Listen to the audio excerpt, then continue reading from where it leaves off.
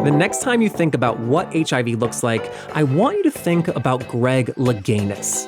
In 1988, 6 months before he was about to leave for the Olympics in Seoul, Greg found out that he was living with HIV, and from there, well, you probably know the rest. He did go to Seoul, and during one of his first dives, he hit his head on the diving board. They immediately gave him stitches, and 30 minutes later, he got back on the board to continue diving. And he won 2 gold medals. This made him the first man and only the second person to ever sweep both diving events in 2 consecutive Olympics. He is widely considered the greatest diver of all time, so that is what HIV looks like. That is what is possible. I wanted to talk to Greg about this moment because it was bigger than just him, of course. And even though he wasn't open about his HIV status then, when he did share with the public in 1995, HIV was no less of an issue as it unfortunately remains today. So all of that is coming up. And from The Advocate magazine in partnership with GLAAD, I'm Jeffrey Masters, and this is LGBTQ and A with the world's greatest diver, Greg Louganis.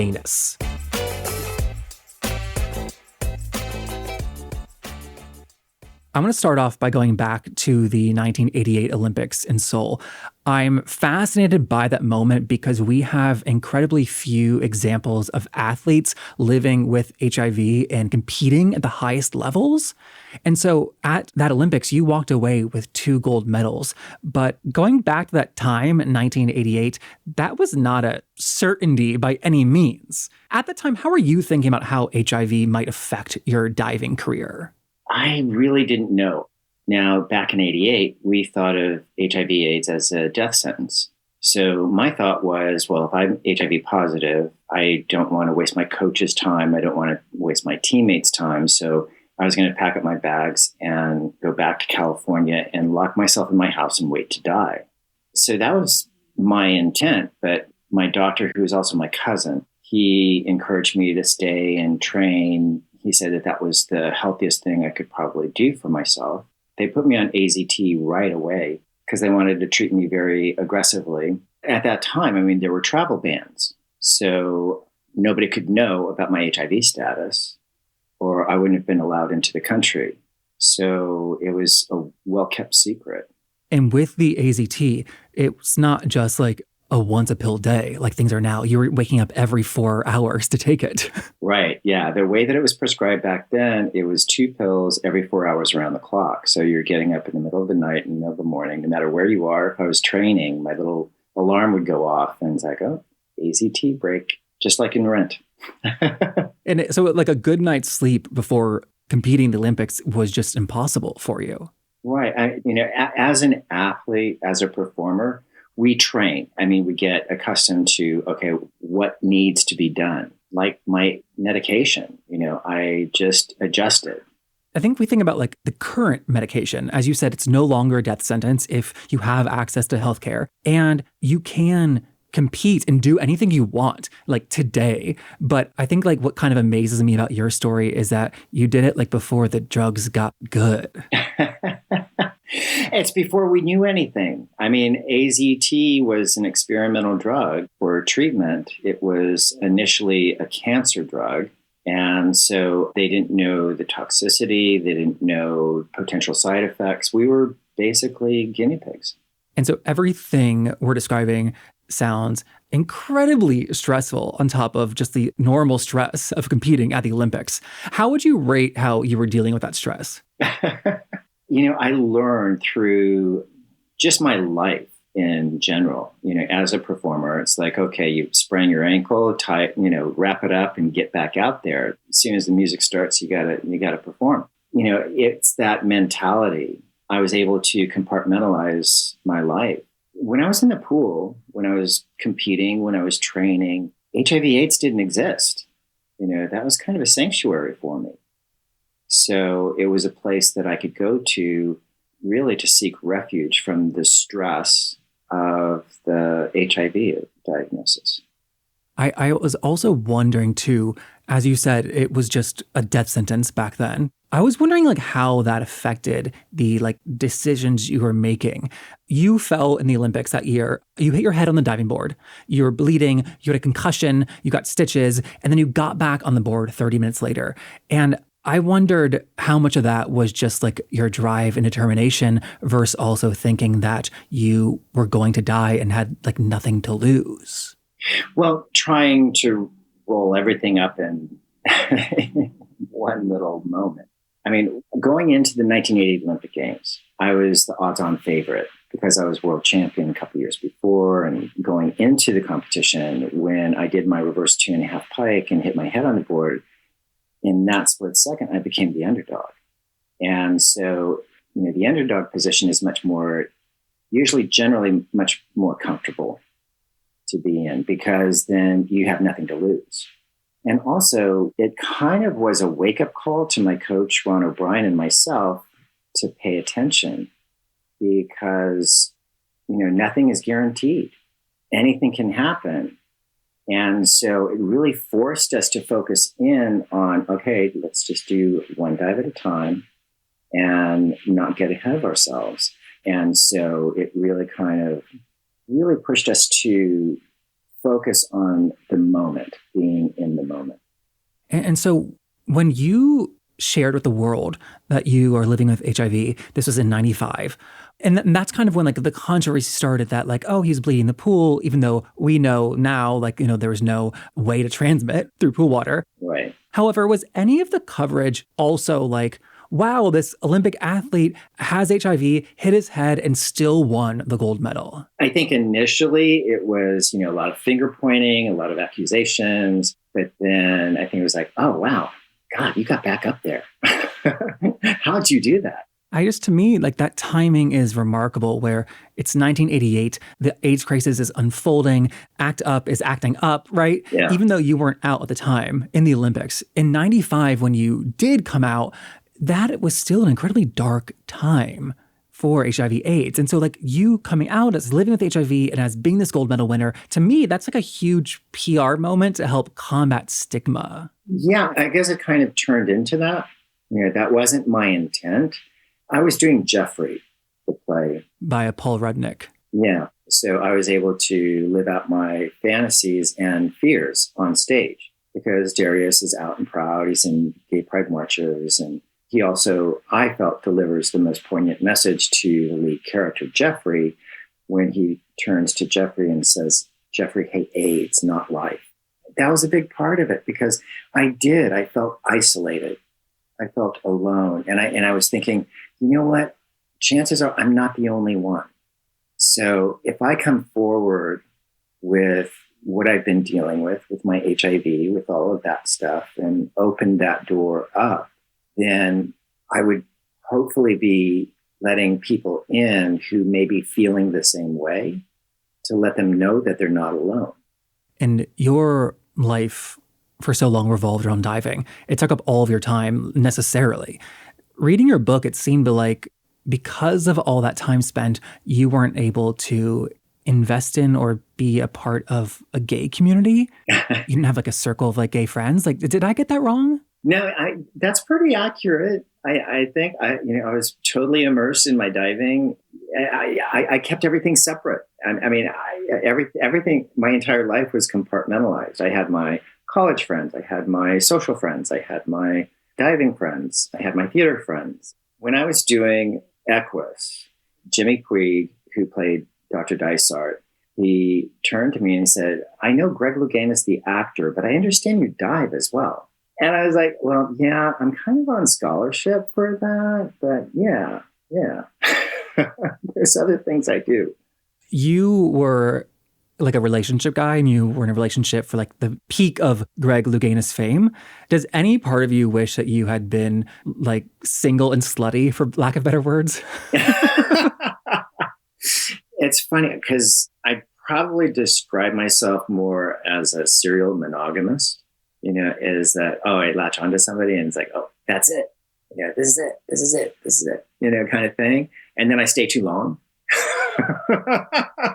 I was like, oh my God, this isn't working. Oh, this is not what I thought it was. It's like, but you learn, through relationships and all that. And, now I'm happily divorced and I'm very good friends with my ex-husband. And, we share, we still share a lot of things together. It's a good thing. I think we recognize that it was good for when it was.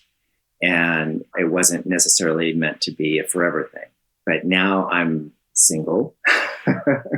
I'm learning I need to be comfortable with myself. And I am. Me and the dogs, we do great. We navigate very well together. And also learning that we don't have to look outside of ourselves for validation, that we can be the validating cheerleader for ourselves and have confidence in that. And so you are 62 years old and finally learning that lesson. I know it took, yeah. And it's a process, hopefully people get it sooner than 62, but better now than later. Yeah. I don't mean that in a judgmental way. Yeah. Because sometimes, you realize, I probably could have stayed in some of the relationships, but it probably wouldn't have been productive. And also, you start building up resentments too. And so to let go of those resentments and make peace with that and just be comfortable in your own skin and embrace yourself. For a period of time, you were one of the most famous gay men in America. Was that challenging to have that change? Okay, so I'm dyslexic. And so I'm not one it was never a habit of mine to pick up a newspaper and read it every day. During my diving career, one thing that my mother used to do when I was growing up is she would come in and read the articles, and she'd share with me a nice article that somebody wrote, had nice things to say. And her instructions to me were, okay, next time you see this individual, because the sports reporters, we'd see them every so often. They were at so many of our competitions. So the next time I saw them, I could say, thank you for the kind words. So I can be in gratitude and be appreciative of what they might be saying about me if it was positive. The other stuff I didn't really care about. I didn't focus on. It wasn't interesting to me. And it's so funny because everybody thinks fame and fortune goes hand in hand. It doesn't. I'll take the fortune before you can have the fame. It was never a goal. It was never my intent. It was a byproduct of what I was doing. Well, as you said, the fortune didn't come easy. You've been very open about the challenges post-Olympics. How are you doing today, money-wise? I'd be lying if I said, oh, it's great, it's wonderful. No, it's a struggle. I think everybody's had a struggle, with the whole pandemic and the shifting, and because most of my livelihood has been speaking, and then that kind of events kind of dried up, and so now we're going virtual, and so it's changed a lot. Have I found my pot of gold? Not yet. Still looking. I think also just factually, there were other opportunities that were not open to you because you were gay. We can say that, right? Right. Yeah. Definitely. Because people ask me, when did I come out? It depends on who you talk to. I was out to friends and family. I was out, it was an issue. My sexual identity was an issue with international travel sometimes, because who was going to room with the fag? Was that a thing that you were told? Yeah.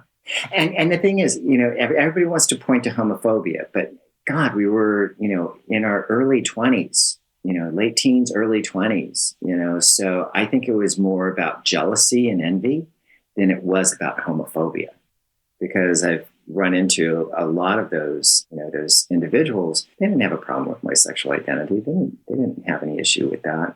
It was more that I was winning all the time. Oh, because you won a silver medal when you were 17, I believe? 16. 16. Yeah. Almost your entire professional diving career was as an Olympian. Yeah. I had a really bizarre career as a diver, because my first Olympics, I was 16. I was in high school. All my other teammates were out of college. They were older. And then once I made the finals of nationals, and once I qualified for an Olympic team, then I could no longer compete in the age group division at that time.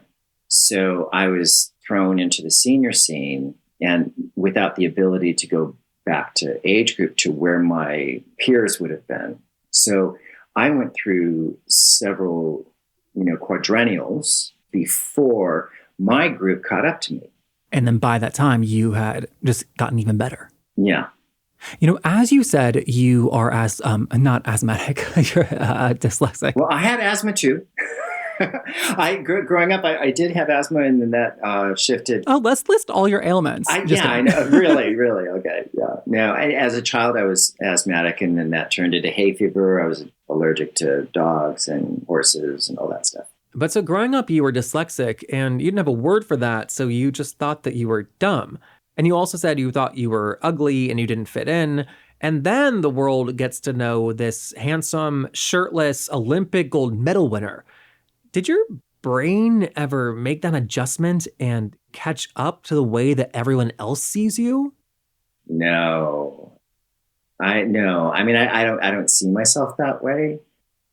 It's just, I never saw myself in that light. I mean, when they would give me these labels, it's like, oh, that's interesting. Yeah. I mean, I still probably saw, this little kid with a white ethnic nose. I mean, I was surprised reading the book that growing up, you would darker skin and they just called you the N-word because they didn't have words for Samoan. Right. Well, I didn't know where Samoa was. And I never, researched it, so I had no idea. So I didn't know what that meant. That's the thing that I'm really learning is that, I mean, it's not so much the words, it's the meaning we give them. Right. Because the first time I was called a faggot, I didn't know what that even meant. I just heard the hate in that word. Right. Yeah. Because you can hear it in the tone. So it's like, oh, well, then that must be something bad. Right. So then we start judging. With your Samoan culture, I saw that you have a tattoo on your shoulder and arm. Is that from that? Is that connected? Yeah, it was funny because I was at the reunion for my biological father. This is before I had any tattoos. And I said, I've been thinking about this. I said, Malcolm, my half brother, I said, do you have a tattoo? And he was, Greg, I'm Samoan. And so it's like, okay. And so then I said, okay, who would you recommend for me to go to? Because I wanted to have something, kind of, tribal family-ish kind of thing. And so he introduced me to Alapate, because he's doing a lot of my nieces and nephews. Yeah, because it's tradition. And I'm learning about the Samoan Polynesian culture because I wasn't raised in that. I was raised Greek. My name's Greek. So I was raised in Greek church and, those traditions, Easter, all that stuff. Oh, with your parents who adopted you. Right. Parents that I grew up with. Yeah. And it's funny because in the Polynesian culture, it's all about the elders. And so I was staying with my brother this one Christmas, and I was observing there was a little bit of tension, and I realized, oh my God, I'm the elder. And it's like, okay, Malcolm, look, I always wanted a big brother, and I may be older, but you're my big brother. I mean, and he's a big guy. He is. I mean, he was like a world champion power lifter kind of guy who was on the Honolulu police force. I look to him. He is my big brother. He's that family. I'm learning. I'm just a kid learning. Oh, you're learning about your family and your culture for the first time. Right. Yeah. I mean, I don't want to tell you this, but right now on the podcast, we're doing a whole series on LGBTQ elders. Oh, wow. Is that weird to be in that group? Oh my God. Yeah. I mean, because you know what, that was probably the weirdest thing for me, finding my biological family, because in the family that I was raised in, I was the baby. And then now I'm the elder perceived. And it's like, oh my God, no, I don't want to be the eldest child. I know how to be the baby. I don't know how to be the oldest child. Going back in time though, you won those 4 back-to-back gold medals and then retired.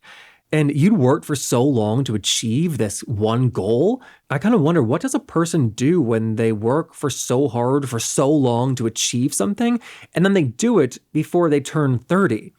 What was it like to have to figure out what you wanted to do next? Well, I didn't think I'd see 30, honestly, because I was diagnosed in 88 and generally they gave you 2 years. And so I didn't think I would see 30. And then a year, year'd go by, year'd go by, year'd go by, kind of thing. So now at 62, it's like, wow, now what do I do? I got to get a job. So did that kind of stop you from planning like for like your long-term future and like financial decisions because you didn't think you'd have to deal with those things? Yeah, there was a point there. It's like, oh, I'll do whatever I want because I'm not going to be here. And then all of a sudden, probably around 40 is when it's like, shit, I got to figure out what to do here. Figure out a means of living and paying my bills. So reaching 40, you've seen firsthand the evolution of like HIV/AIDS meds from like AZT to where they are now. What was that moment like when you found out that with the current drugs that you could even like no longer transmit the virus yourself? Oh, yeah. I mean, that was huge. If your viral load's undetectable, then you're untransmittable. When that information hit, it was like, oh, wow. I mean, it's just really a game changer.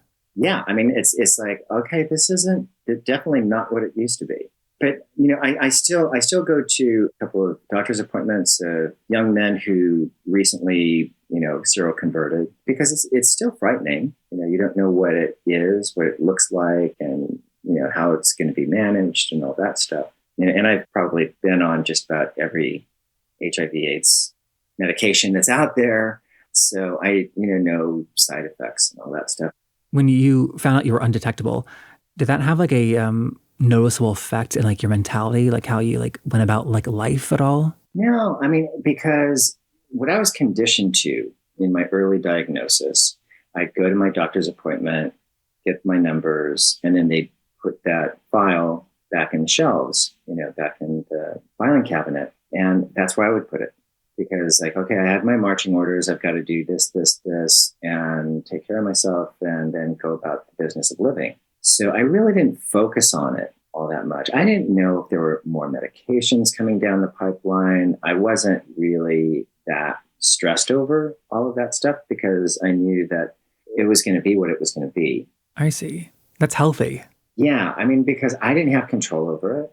I mean, a lot of my friends were like, oh my God, this is the last combination I can do because I'm resistant to, all of these drugs.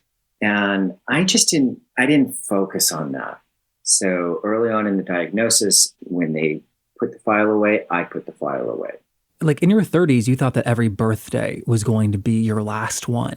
When did you stop treating birthdays like that? Well, okay. So my 33rd birthday, I was wasting. I mean, I was clearly losing weight. I wasn't doing well. And so I thought I was saying goodbye to all my friends. I agreed to have a surprise birthday party and all the people that showed up. It was just amazing. I mean, the areas of my life that weren't supposed to meet, it was like, oh my God, all under one roof. But I did think that I was saying goodbye. And I went to Florida to see my cousin, checked into the hospital under an assumed name. I thought it was gone. That was it. But they found that I had a fungal infection in my colon. So once they got me the proper medication, then I rebounded from that. And then from that point on, it's like, hey, I'm here. Enjoy it. Did having that near-death experience and did having so many ex-partners die from AIDS complications, did all that change how you think about death just in general? Probably. Yeah. Because like people say that they fear death. I don't. What's there to fear? You're not going to be here, right? And whatever your beliefs are, I don't think death is the end. It's just a transition.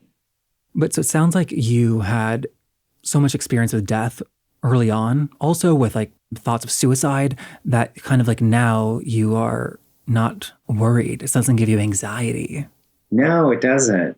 Sometimes like if you are, get lightheaded, you haven't eaten and you get lightheaded and you get dizzy. It's like, oh, wow, that's an interesting feeling.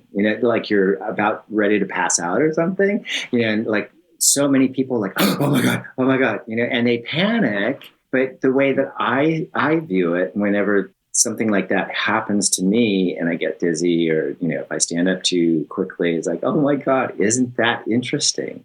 I find it fascinating. So you're approaching death with a curiosity. Right. Yeah. I love like, that. oh my God, where's this leading? Oh, this is cool. So it's just like, why stress about it to prolong it, or just enjoy the ride?